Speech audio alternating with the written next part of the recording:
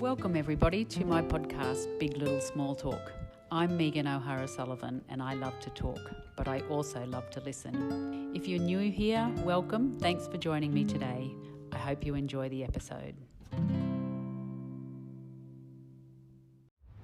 Welcome along, listeners, to our segment that we call Big Little Small Talk, where I get to go and talk to someone really interesting in the community. My name's Megan O'Hara-Sullivan, and I have someone who is an extremely interesting person. I saw her speak at a Chamber of Commerce lunch where she was speaking as someone who's a woman of influence in Toowoomba and the Darling Downs, and her name is Jess Ritchie. Welcome along, Jess, to Big Little Small Talk.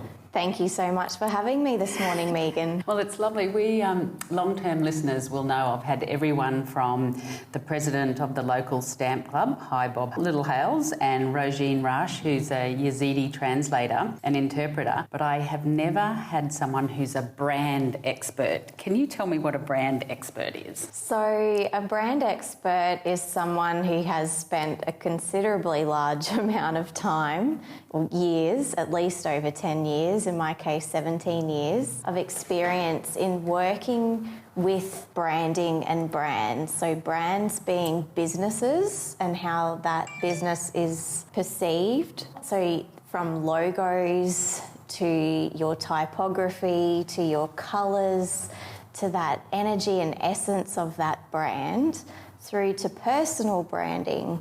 So every single person is also a brand, and that's something I like to let people know about. That's what I was interested, because I'm sure the listeners of 40DB, like myself, live in a world where we don't picture ourselves as a brand. How are people brands? We are all brands because we're all different, and we can leverage our personal brand in a positive way to influence positively who we are and what we want to do and how we can help people. So some famous people have said, if you don't say who you are and create your own story, someone else will. So do you only have a brand as a person if you've got something to sell? No. Would the normal sort of everyday person living their best life, like say the men in the Highfields men's shed who might be listening to this, would they have a brand, each one of those? They absolutely do. And I had the privilege of working with 5 of the women from Emerge this week through the Lighthouse and Jen Shaw at Emerge. And they were like, well, we don't have a brand, Jess. Like, who are we? And by the end of the 2-hour workshop, they were very clear on who they are and what they can offer the world in a positive way. So everybody has something to offer. Right. So it's more sort of how you move through the world and how you interact with other people? Yes, and the impact you have. So people might not think they have an impact, but they do. Everyone is making their mark in some way. And I think the more people realise that, no matter how small they think they are, people do see you and they hear you and they do want to know more, no matter, who you think you are. Right, and how interesting your story is to tell. Yes. Well, I suppose that's why we're here doing a Big Little Small Talk, because I always say that everyone's got a story to tell and everyone's story is interesting. Yes. Tell me about some of the famous brands that you've worked with. Some of the famous ones. Not people, but... Yeah, sure. So Golden Circle and Tony Ferguson, the weight loss company. Right. So I would travel all over Australia with Tony. That was probably 14 years ago now, 15 years ago. Mm-hmm. And I've worked with Super Retail Group that comprises of Super Cheap Auto, BCF, Gold Cross Cycles, Raise Outdoors, and I was brought on board to create their business-to-business offering. So the Super Retail, or the Super gift card that you see at Rebel is my baby, I guess, a brainchild from, 15 years ago, which is the best-selling gift card across Australia. So we've worked with those guys, as well as Tourism and Events Queensland. And locally, I guess some of the bigger brands have been Eastern Well, as well as Gloriously Free Oats Australia out at I have Marangadam. interviewed Kylie. Yes, she was great. Yes, and several others, but also love working with small, medium businesses. Okay. When I looked, trying to get some background for you, Jess, you have things on your website and it's like a foreign language to me. How to rock your resilience. What does that mean? How to rock your resilience. So that's a bit based off my book, Make Your Mark. So to me, to make your mark requires mindset. How's your mindset? Your authenticity, so that's the A. The R is for resilience, and K is for kindness. So the resilience part, I find, because I create a lot of stories for people to showcase why they're different, how they're different, and why people should, purchase from them or engage them. The resilience part, I find, is the key to overcoming some challenges or adversities that we all face. And quite often, when talking to people, they look at it as a negative or a less than, or it's that line in the sand of, well, if that didn't happen, this could have happened. So to me, to rock your resilience is owning that experience that might be deemed negative and actually trying to reframe that in a positive, saying, well, what were the lessons and how can I move that forward to build my resilience and rock my business career and life? Interesting. I suppose rapport building is another one of your skills. What does that mean on a practical level? So to build rapport with people, I guess, is all about trust, I think. And trust can be hard to find initially. And in my belief is if you showcase vulnerability is generally the first thing I'm looking for in you or when I meet someone, but quite often it's the last thing that I'm willing to show you. Vulnerability in others can be seen as being really brave and inspiring, but then when we personally share vulnerability, we might think we're being a bit weak or scared or afraid of what people will think. But it's my belief and intention to be as vulnerable as possible and as real, authentic as possible in order to build that trust, which therefore builds a really solid rapport with people.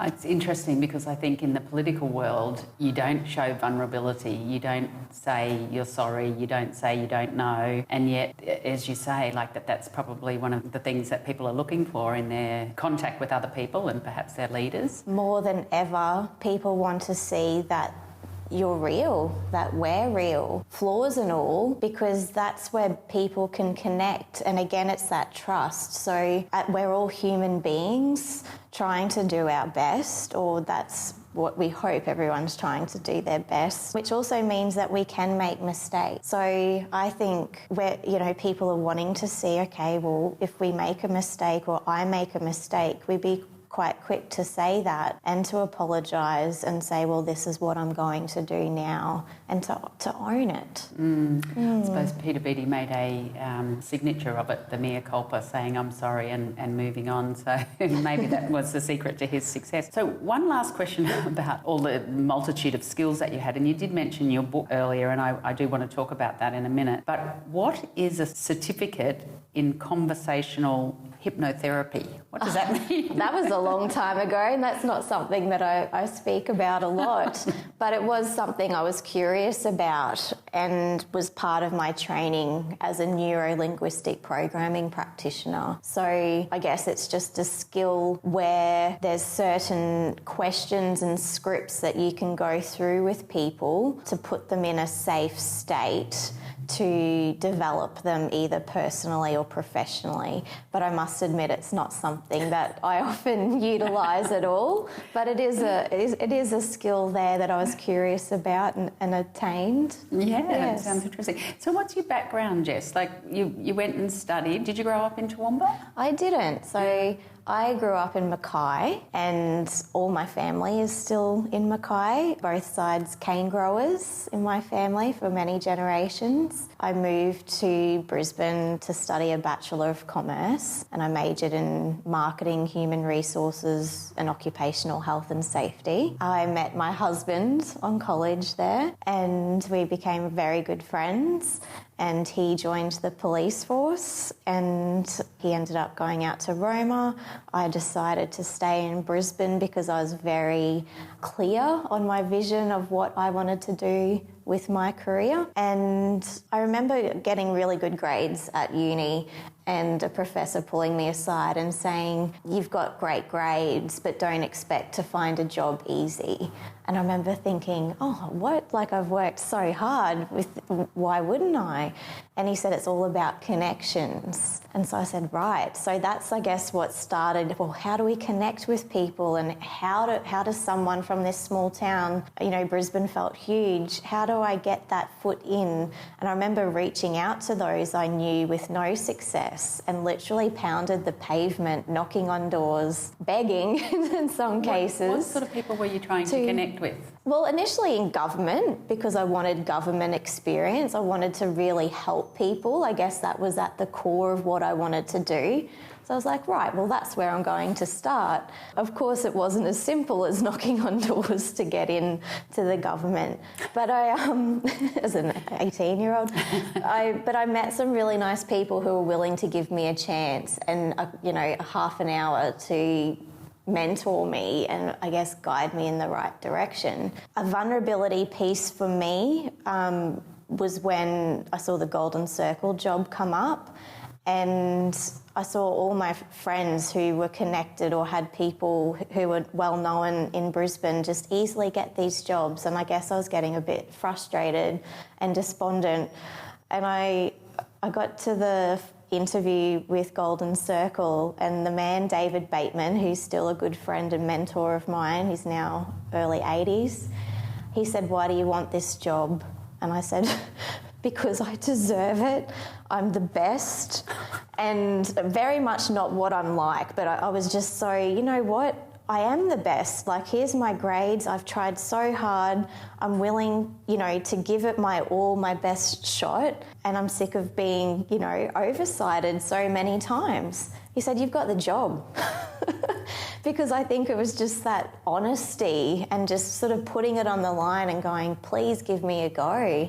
And he did. Yeah, what a great story. Are you still in touch with him now? I am. Yeah, so he's still a mentor of mine, an amazing man who has guided me throughout my career. So that was that sliding doors moment where, you know, something could have happened. Yeah. I'll just tell you a quick story. The only thing I know about the Golden Circle factory, I saw someone once, I met a guy at a party who said the worst thing about working at the cannery is that no one would sit next to you on the train because you smelled so much of pineapples. So. You did. It had a very distinct smell that you will never ever forget. Right, bit like the ginger factory at Buderim. I smell that smell every time I'm peeling ginger. Yeah. So you were off. You had your first job and you were sort of going to make a success. So why did you come from? You said you came from a family of cane farmers. Yes. What did you picture that you were going to do when you went to Brisbane? I dreamed of person in family to go to university? In my immediate family, yes. My mum met my dad and when she was about to go study teaching in Brisbane, and she's, as much as she loves Dad, she said, "Don't do what I do, don't stay, please go." She's like, "Go fly." Yeah. And I was ready to. I really wanted to expand my wings, and I dreamt of living a great life that was independent, of always being curious of, well, perhaps I'll try that because I like it, not because I think I had to do it. So I think that's bode me well by by being flexible with roles, yet strategic with always wanting to work with well-reputed brands. That's held me well going out on my own and creating my own business. Yeah, right. So you don't do so much brand stuff anymore for businesses. You're mostly doing sort of this coaching with people. Is that right now, Jess? Or? Well, a mix of both. So very much started out with branding businesses, and that's still 50% of what I do, but I'm very passionate about branding people and what's their vision and how do we get you there. And that's from building them from the inside and then out. So how then they present themselves so that people take notice and will give them time and they look the part of where they want to go and who they want to be. Fascinating. It's, as I keep saying, it's like another language or another world.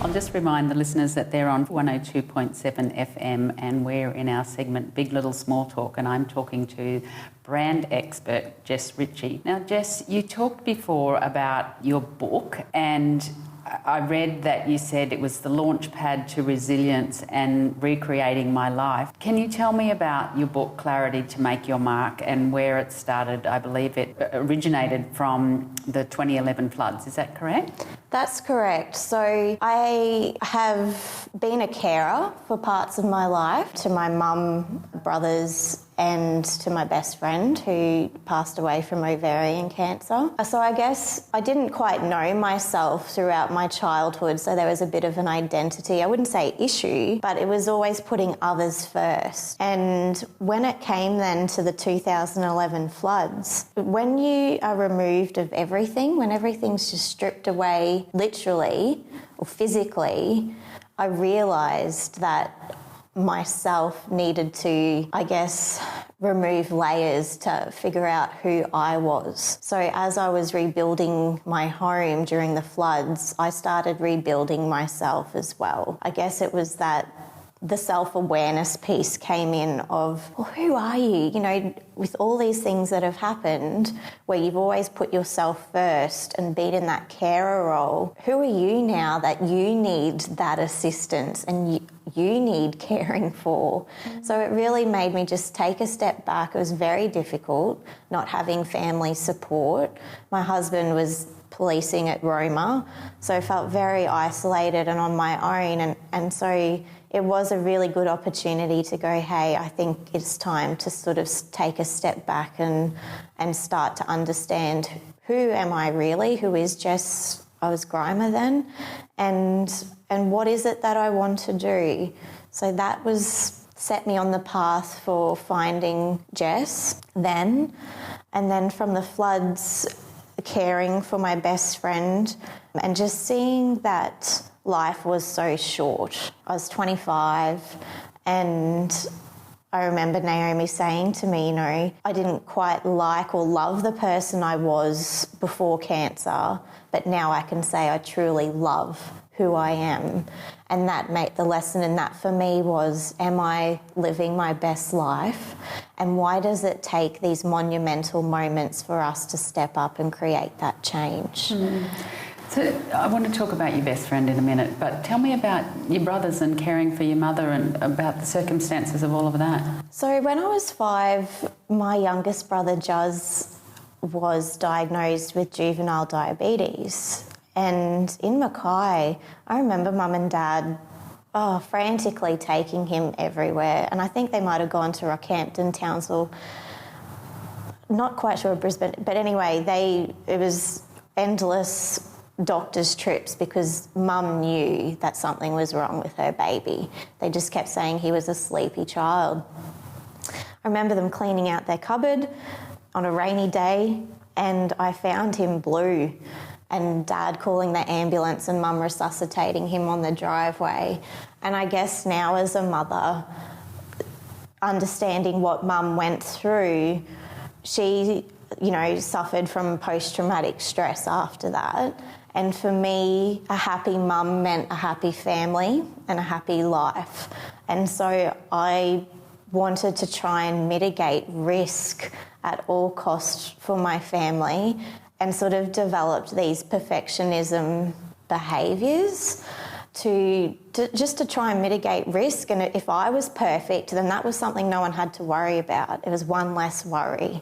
So I sort of carried that behaviour through my childhood and formative years.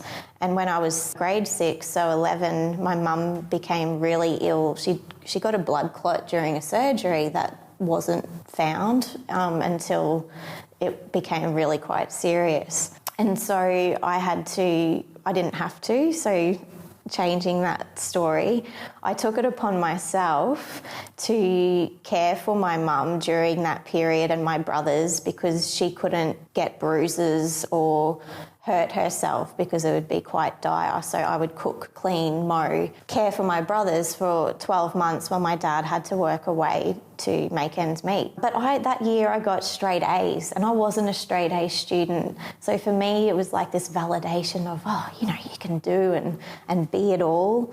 And then there's been mental health issues within my family and extended family as well. That's never easy. And then when I was early 20s, my mum had stage 4 endometriosis, and thankfully she was in Brisbane for a work conference, and she started bleeding to where they weren't sure they could help her. Like, thankfully she was in Brisbane. She was in hospital for many weeks, and due to the extent of the disease, the specialist had actually nicked her bowel. So she went septic, and we were told to say goodbye to mum. So that was a lot of caring for that, again, a good 6 months with mum down here, and realised I had stage 4 endometriosis after that. So I went in for a significant surgery, was told I'd never have children, put into medical menopause, and went through all that, which is not fun at all. But again, when you talk about identity and who are you throughout these stories and experiences, you do have to... That was before the flood, so there was a bit to digest and process, and the flood, like you said, was that sort of mark of, okay, yeah, let's take stock of where we're at. Let me just get all this timeline right. So just going back to your brother, were your parents frantic to get a diagnosis? They couldn't get a diagnosis, is that what happened? Yeah. And so did he get stabilised then in the end? He did, yeah. Yes. He was right. And yes. Then... that surgery that you talk about for your mother and for yourself, was that all before you left home as an 18-year-old? No, so that was when I was in Brisbane. I think I was about 22 then. You were already working at Golden Circle by then? I had just moved to Super Retail Group, actually. I remember being in my probationary period and really stressed that because I was caring for mum, a new role, plus then having major surgery myself, that there could be the possibility of losing my job. And once again, I was just very open and honest with where I was at, and asked them to extend my probationary period if they wanted. They said no, like that's fine. But I remember giving them that option to try and protect my job.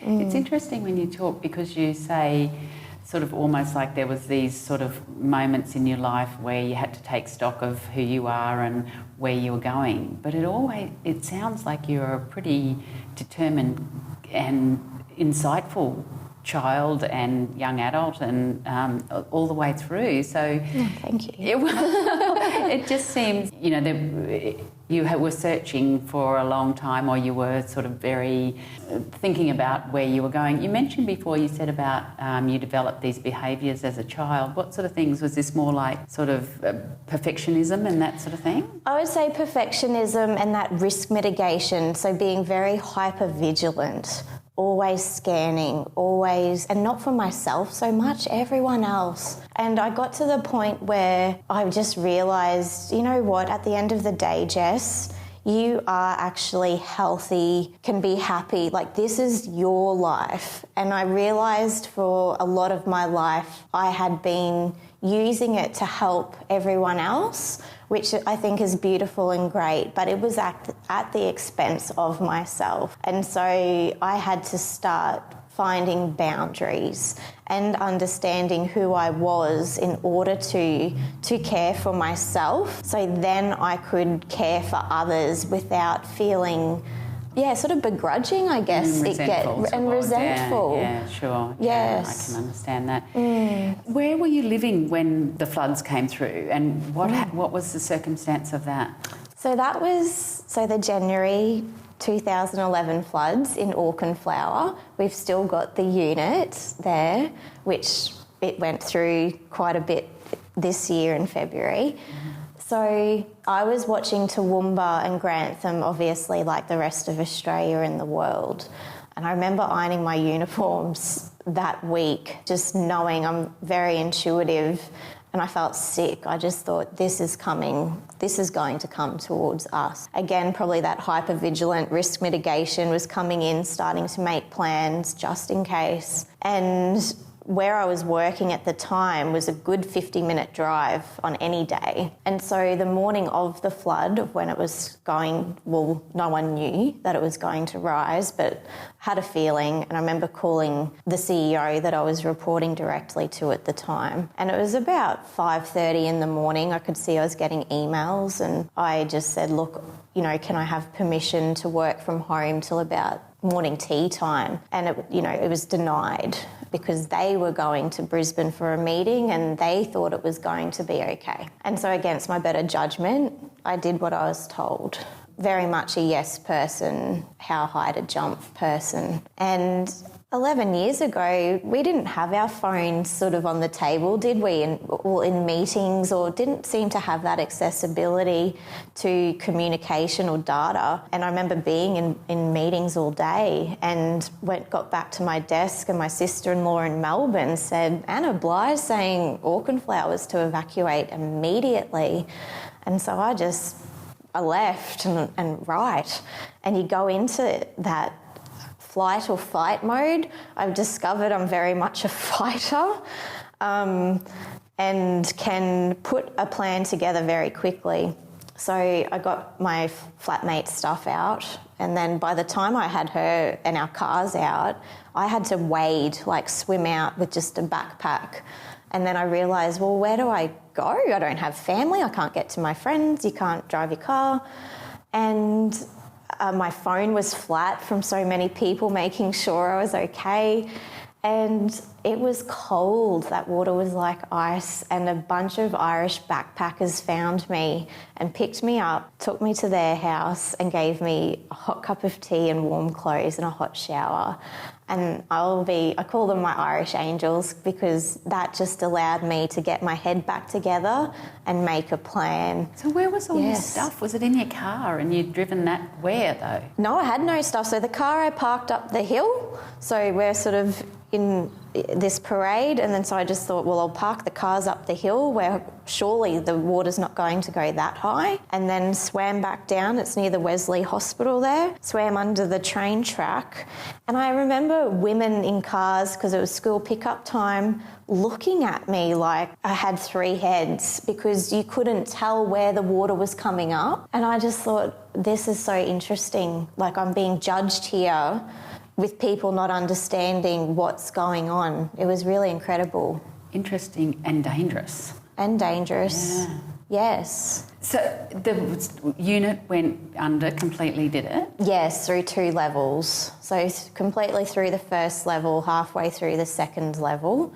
When I realised it was going to go through the second level, and I've got letters from my grandparents or great things that you cannot replace. My flatmate had these styrofoam boxes that used to annoy the heck out of me. And I thought, if I can just grab those, I can put my belongings in that and literally kick back out of the water. And so that's what I did for about an hour and a half, of just putting belongings and finding what's meaningful and what's not. So it's raining the whole time. You're upstairs trying to put these letters, sift through stuff. Had you already been to the Irish backpackers at that stage? Yes. Or this was before? No, so you that went was back. after. I went back. When I realised it was going to go through that living area, through everything, that's when I thought, I'm a no regret person, and I would have regretted not trying to at least try to save things that cannot be replaced. I was safe to a degree, so I had, a flotation device with it.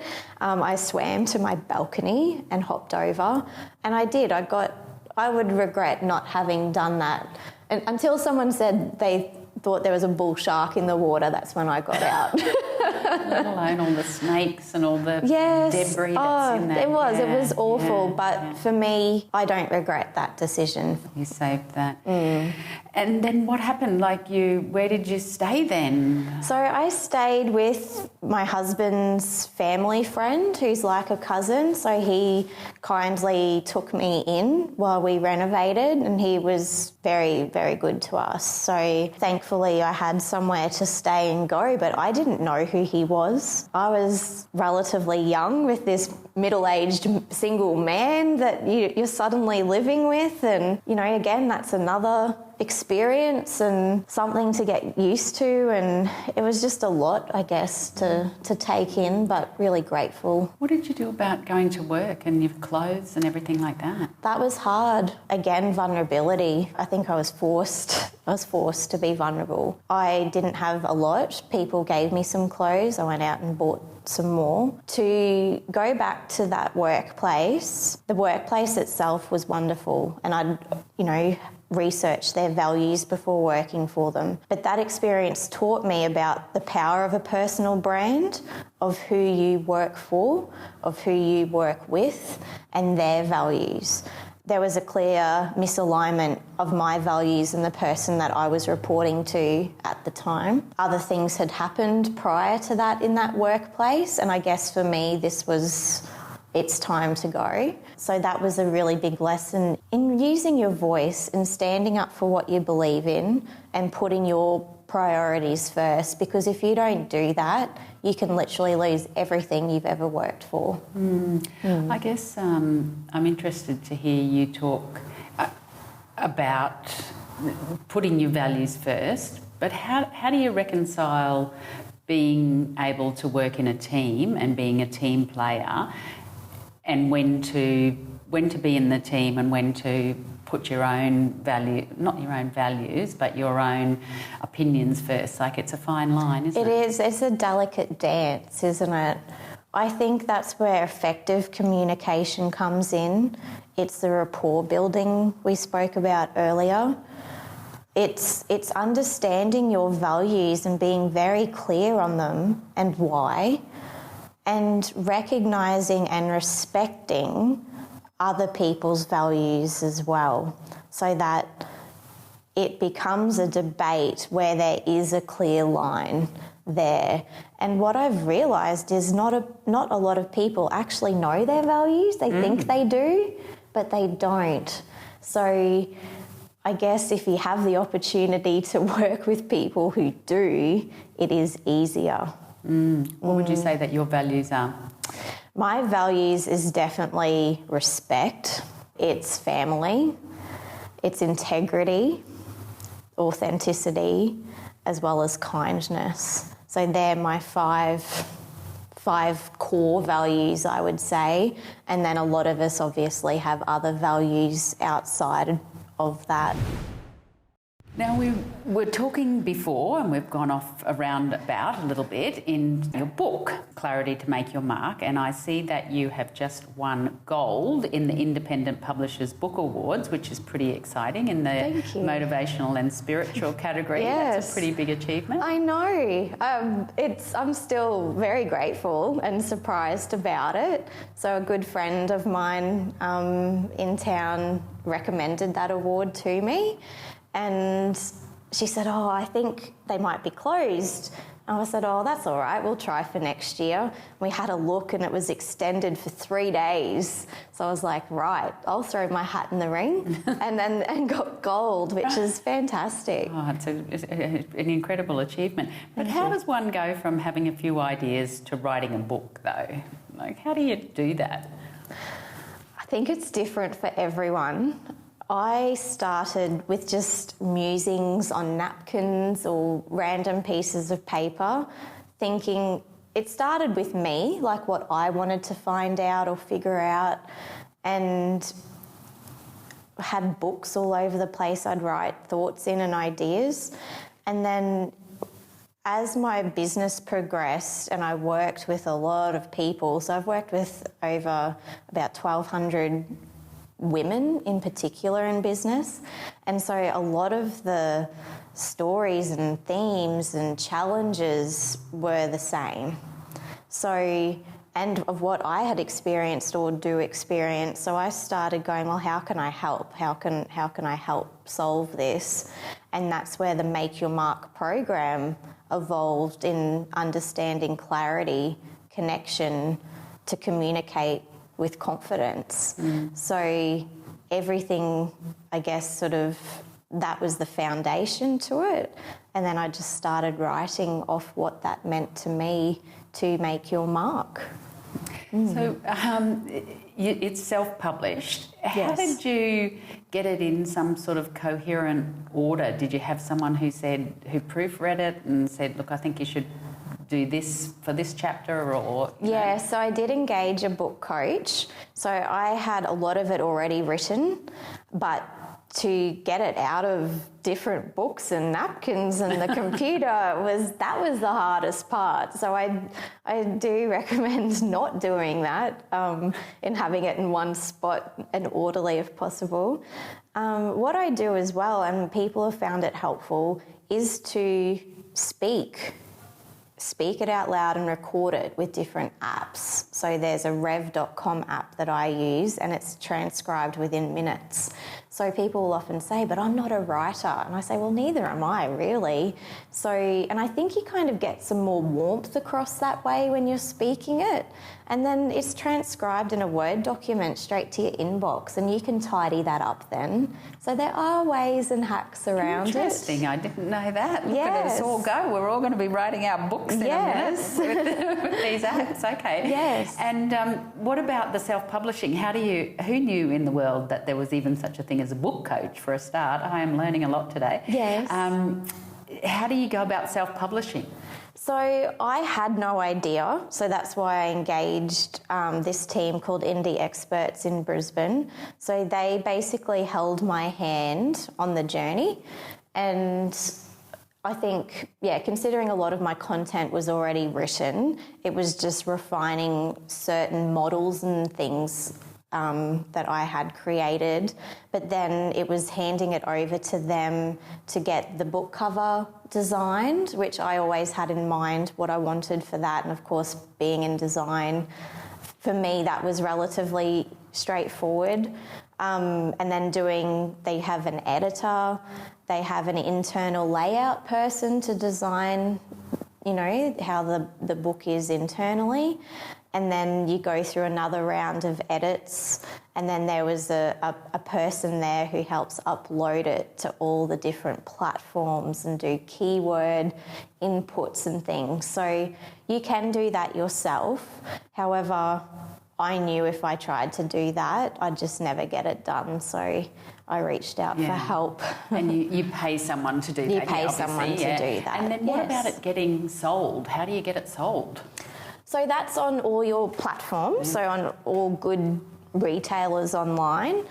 And I guess it is part of the keyword search as well. So what are people looking for? What do they want to know? I don't know. I don't know if you believe in divine intervention or blessings or serendipity, but I just feel with that book that I've had just some luck with it, and I would not call myself a lucky person. So I think I had enough personal brand in my industry and following for people to be interested and know. People have wanted it for a long time. Some people haven't been able to do my programs, so a $29.95 book is a very affordable way to help them. Which is why I did it. I wanted to help more people. So a book at $30 helps to do that. So that certainly helped, having a database, having people, having worked with a lot of clients to leverage that, as well as having it on various platforms in a subject that people are interested in right now. Yeah. I just would imagine going into QBD, there's about 1 trillion self-help type books though. Yes. How do you get your brand, if that's what we call it, or your book in front of people? Yeah, really interesting. Yes. We talked before, and you've mentioned your husband was Is he still in the police service? Yeah. Yes. When at the lunch, at the Chamber of Commerce lunch, you talked about him being involved in the shooting down at Helidon. Can you give me a run through that? Sure. And I try and always be very respectful with this because obviously Toowoomba was rattled and still is rattled by what happened, and my full respect goes to our servicemen who were involved in that. So that day, at that time 5 years ago, there were just 2 police officers in Helidon. My husband and his boss, they had identified months prior with what was occurring in their district, that they felt something was going to happen that was catastrophic. Whether that plea was heard or not, I'm not sure. So for us, it was a surprise, but it wasn't. That day, I woke feeling sick, and I just could not stop pacing the perimeter of our home. They quite often worked on their own, with only being 2 of them. But that day, I remember saying to my neighbour next door, is Glenn on? And she said, yes. I was like, thank goodness. And she's like, why? I'm like, I don't know, but I just got this feeling. And literally within minutes of us having that conversation, the sirens started. And when you live in a very small town, you only hear your car, police car, with that, right? You don't hear 1, 2, 3, 4, 20 cars with the sirens going past your home. That makes you feel sick. And then I thought, okay, well, there's no ambulances yet, everything's okay. And then I saw those and I thought, right, something is incredibly wrong. And your husband was out He at was work? out, yes. Did you know where he was? No, but his car was gone and I knew he was involved in whatever was happening. And then there's only 2 police helicopters in the state, and they were both hovering. And so I remember trying to call Toowoomba Comms saying, can you tell me anything? And they were like, we're so sorry, we can't tell you anything. And I've got friends who have partners in the military, and I reached out to one and she was just, my gosh, well, when that happens in our industry, they can't tell you if something bad's happened. They need to tell you in person. So I thought, right, okay. I sort of left it, and then I got a call from a local businessman who my husband's been really good friends with, and he said, how's Sam? Like, what, is he okay? I'm like, how do you know something's going on? Because I knew he was in Brisbane at this time for a big project, and he's like, well, it's on the news. And so when I turned on the news, the headline was Helidon police officer, father of 2, shot and killed in the line of duty. I thought, well, heck. So that's how you find out? Or So that you had 2 children? I had 2 children, and my husband's boss had 3. So the story I told myself was, when you see Helidon police officer, father of 2, well, that's your husband. And for 40 minutes, I thought it was Sam. And it's interesting being that risk mitigator and that planner, and it was like, well, we live in a police house, so I'm not going to have a home. I'm going to raise these 2 boys who've just turned 1 and 3 on my own. I had my in-laws, but I didn't have my family close by. And so you're just making these plans.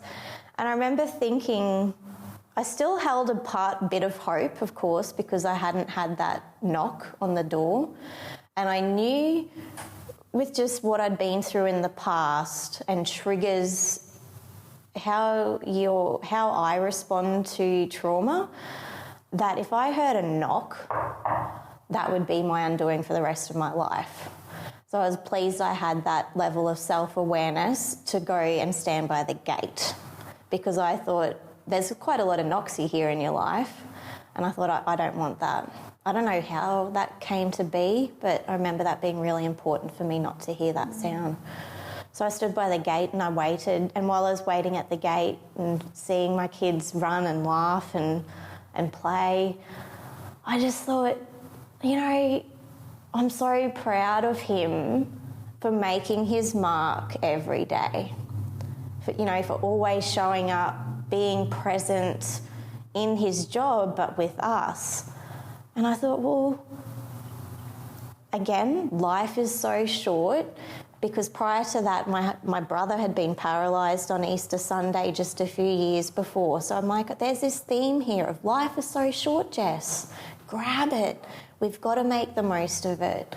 So I say that was the catalyst and the cherry on top for me with those experiences of how do we make our mark? And I knew I had been holding back in life, in being me and the real authentic me, and things I wanted to do and learn, but thought they were different and weird and wonderful, and worried about what other people would think. And in that moment I thought, my gosh, I've got nothing to worry about. There's no fear. I felt like I had experienced the worst pain.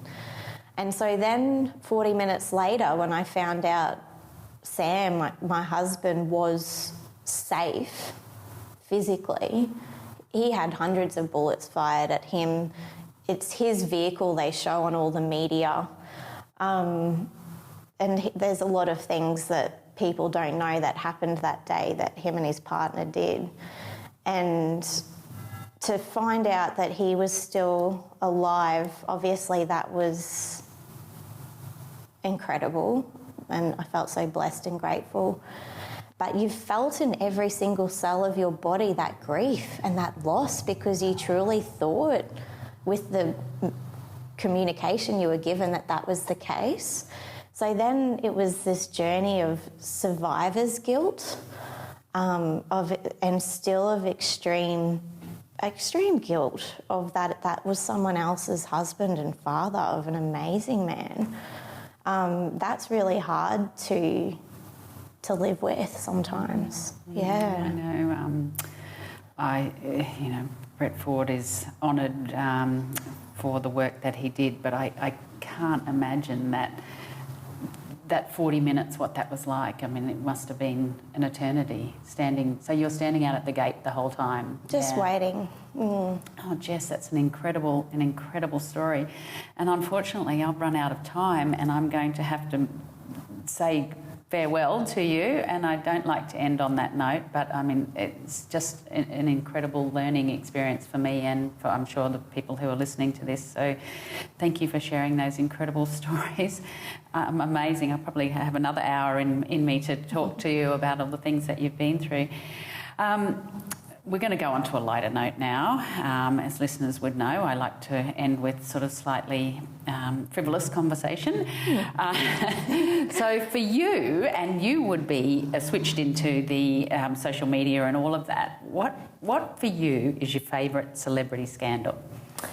Well, to be honest, I'm not. I must admit, when I was younger, yes, it was like, oh, this scandal and goss and insight into that world that's just seemed so far removed from our everyday life. But I've actually, because I have worked in media, I know how that works. These days I'm very much of, well, what is the story in the middle? So I don't engage in the scandals these days with celebrities. It's insightful, and I feel sorry for them that, you know, it's broadcasted like that.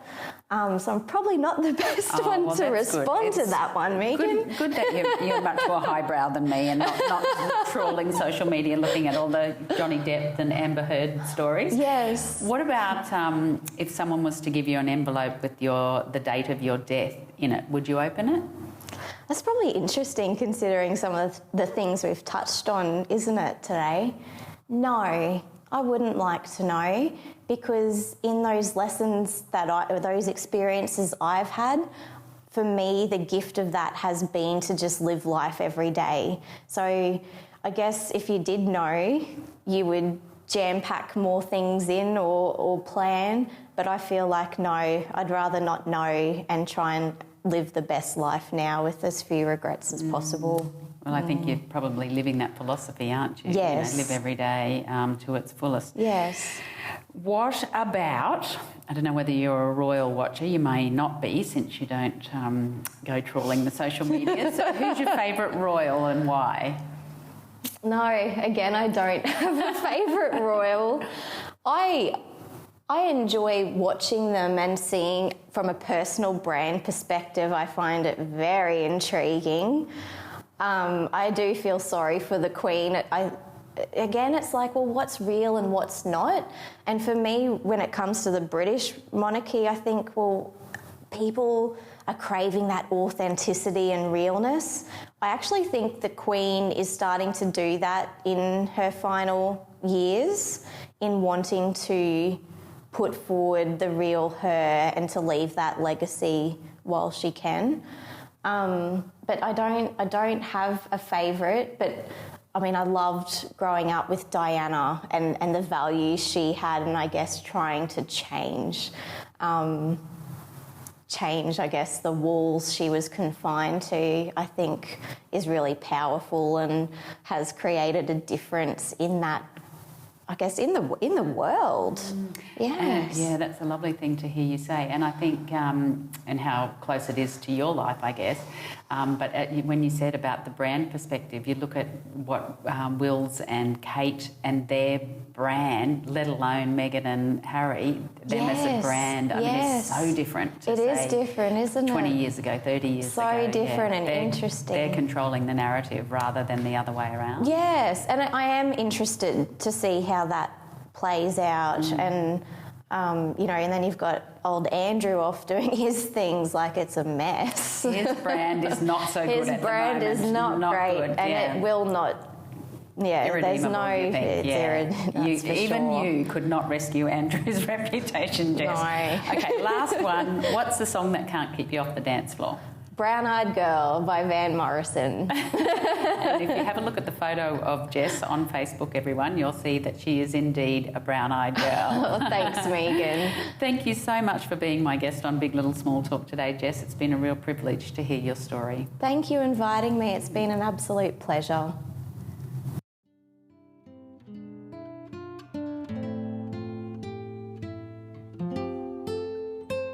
That's it for this week. Thanks for joining me on Big Little Small Talk.